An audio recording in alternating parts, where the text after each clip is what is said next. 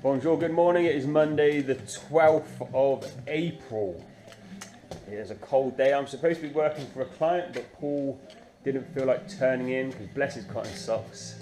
He's not feeling great, so he's having the day off. So I was like, I'm going to come to work, but I'm sick to the back teeth of painting. I've had enough of painting. It's doing my head in. So I thought I need a break. I need something refreshing to do. This wall, if I get this wall boarded, it means I'm going to put stuff up against it and forget about it. Just makes my life a little bit easier and rack it out and things. So I thought, why not build a Gurt big jumbo wall on my own? I've got all the kit here. I've had it here for ages. It's there. It's lying on the floor, ready. So I've already made a start. I've put the bottom track down, the sole plate. I've put the top track up. So that's all done using my wonderful Gurt laser, and I've put up the first two studs. We're using the furore, which is the same stuff that you use for doing your ceilings. The reason for that is you can get it in 5 meter lengths. And basically what I'll be doing is, you can buy the brackets. You can buy the brackets that you put on the wall and then they clamp either side and you screw and screw. But they're a rip off and I can make them myself quite quickly. So basically every 800 or whatever, 1200, I'll be putting brackets the whole way up to give it some decent rigidity.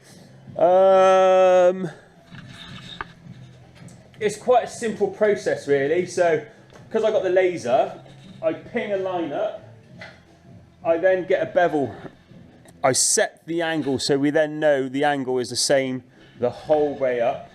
I then position the laser exactly where it needs to be, and then I just measure top to bottom, mark that on the furore, then put my bevel, mark the angle, cut it with a grinder, put it in place. Now let's put that into practical terms rather than words. Because I've already set out the first couple, so I know what I'm working with.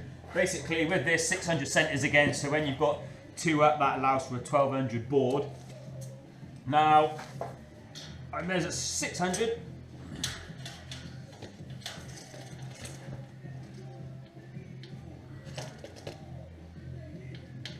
Totally cock-handed, I'm working the wrong way around so you guys can see. Right. Check again. Right, that's 600 to that side of the stud, which means when I put the stud there, it will be 600 center to that. I then get my laser and put it on that 600 mark. That then pings a line the whole way up, and that's how I can then measure the full height. So I will go get my 8 meter, not my 5 meter, and we'll measure that.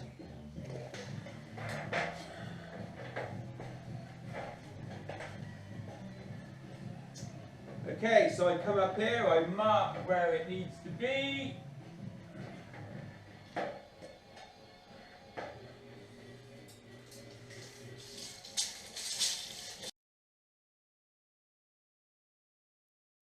$4095.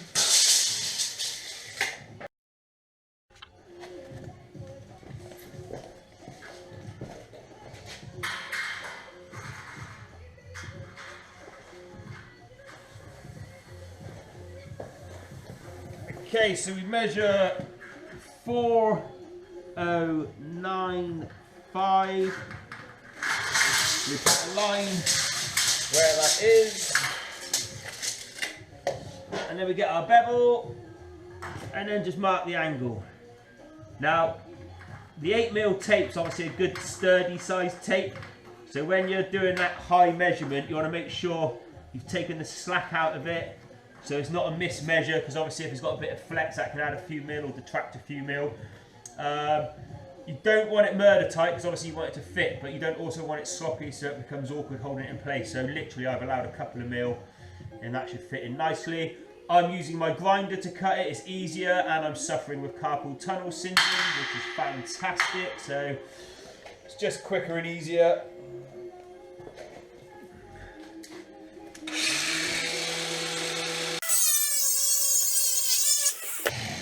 That's that cut, let's lift that into place.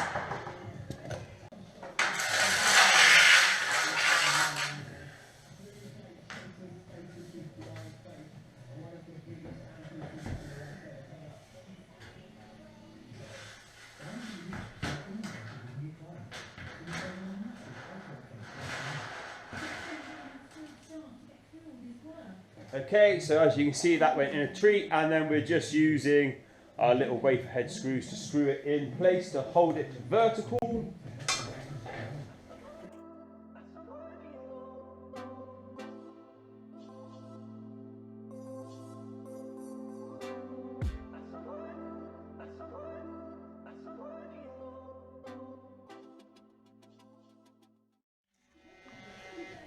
And then that way you have a nice vertical stud all in place exactly where it should be. I'm now just literally going to continue working my way along. So we'll come back when I've got the basic stud work all in place. So I can't be bothered to film it. Ta ta ta ta ta ta ta. Right, so that's it all basically framed out. I've done the first row of brackets at 1.2 meters. Do another lot at 2.4, and then these higher ones, possibly another bracket further up. Just depends how stable it is. That, you know, that makes it nice and rigid. But obviously up there without the bracket, you can see how much flex there is. So it's definitely worth putting it in. It's just slow, tedious work, so I'm just plodding on with that. I've extended them up and over with the plan of obviously making a frame around that opening at a later date, so we'll get on with that. But I'm just going to keep going. I'll come back when it's done because it's pointless filming it.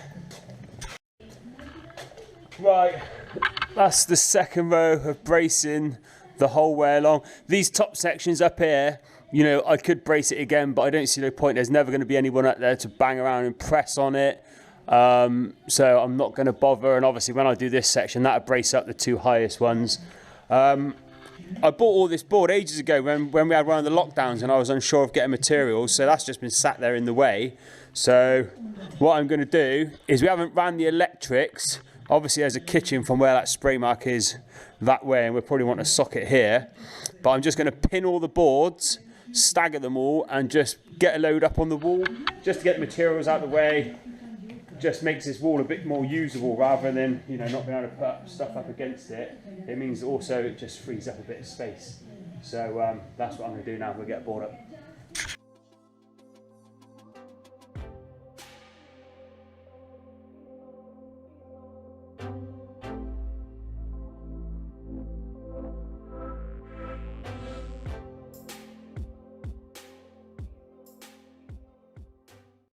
Okay, that's number one up.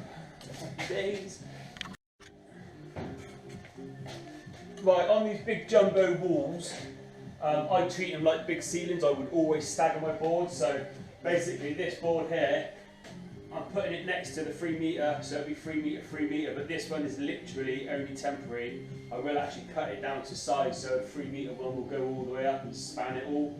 The reason we do that is if you ever get any movements, you don't get these stupid long cracks. You know, if you were just to do 3 metre, 3 metre, 3 metre, you can almost guarantee over time you'd end up with a straight crack line the whole way along.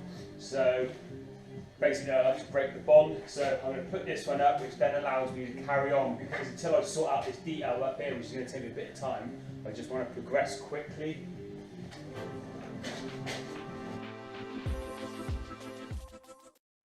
See, they're heavy old boards, so rather than using a foot lifter, I just put 2 bits of offcuts of plasterboard on the floor, which keeps it off the floor. So that's why I do that.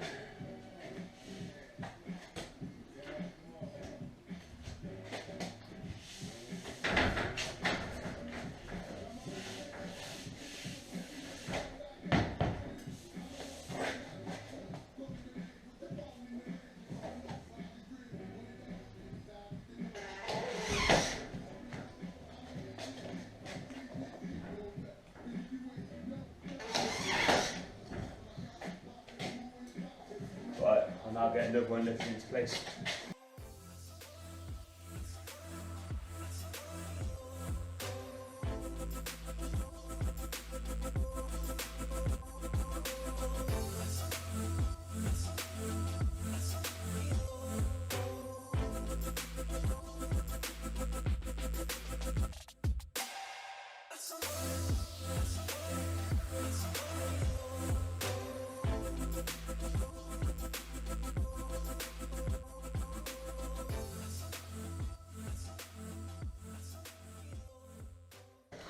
Right, I've just cut this next board So it's all been cut out as accurately as I could measure it. In theory, it should fit quite nicely, in theory. I'm going to attempt to do this a couple of times because obviously these boards are heavy, so I'll slide it up this tapered edge, it'll come to a stop, and then I've got to try and hold it against the wall, keep the pressure on whilst I get a couple of screws in. I can do it quite easily with the 2.4s, but with the 3 meters it's a lot harder. So anyway, let's see how I get on.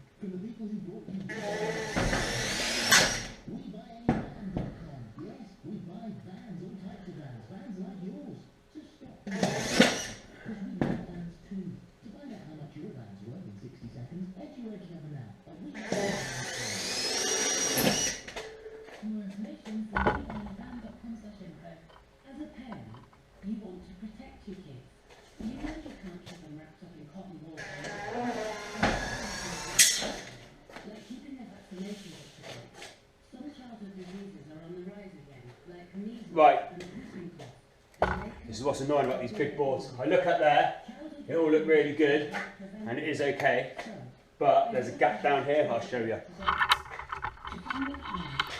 So see that gap, that's no good, but it's nice at the top. It's one of those things when you're on your own, and you're over here like this, it's hard to see. So what I'll do, is because obviously I've got lots of experience, is I'll go up the top, I'll put a couple of fixings up at the top, undo these screws down here and then pull it across into place. So rather than like, oh, I better take it all down and redo it, no, you don't have to. You can just go to the top, a couple of screws in, pivot it around, jobs are good. And so see that gap, that will be gone when I come back. So there, as you can see, that's that gap done. Could close it a little bit more, but it's bloody hard work. Right, just gonna put this lower piece on. So yeah, let's see what happens in the next video clip. Right, next video clip. So basically, as you can see, it's pretty much as good as done. It's all pinned up, it's literally just temporary. It was, like I said, just giving me a break just to push the job on and do something different for a while. The only reason that board's not been lifted up is I've got to finish the threshold as you go through that hatch, which I've not done yet. I'm not entirely sure how I'm going to finish. So until that's done, there's no point sliding that board up to stagger the joint line and see where we go with that bit. But that was quite painless. Quite a big difference to see that wall all closed in. I would show you out there, but basically this video is out of sync because I'm still finishing the other video, which I'm going to show you what's happening in there. So there's no point showing you now because otherwise you've already seen it. But I think pretty much I'm going to go in there and pretty much start prepping for tiling the floors. We're just waiting on prices. The next big job is tiling the floor and starting the bathroom. So I need to get wood for the bathroom wall, I need to go get a wall mounted toilet. So much to do, building a house. Who would do it?